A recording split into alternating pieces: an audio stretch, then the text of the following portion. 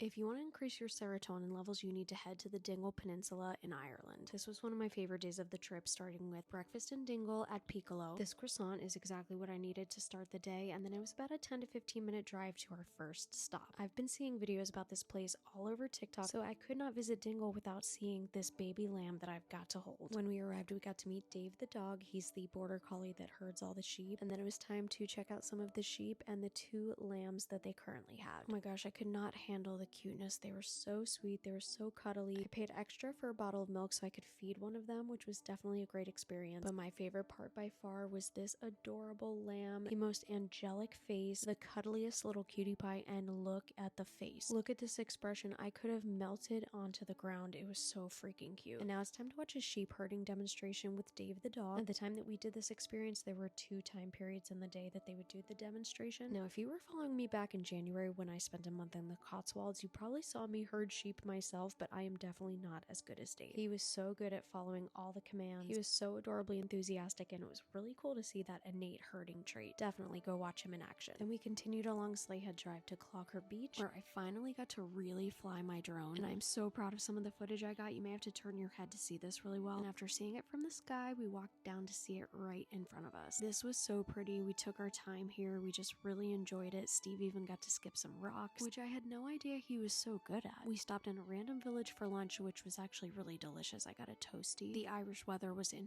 full effect. It was very overcast, rainy, but it's also very fitting and makes some of these parts of the drive almost more dramatic in a way, so I'm definitely not complaining. And eventually we circled back to Dingle, walked around the town, and found some live music at Patty Bon Bronson's. Shocker, Steve got a Guinness and is trying to split the G again, and this time he succeeded. And we wrapped up the day with a delicious Italian dinner before calling it a night very early because tomorrow we head to Galway.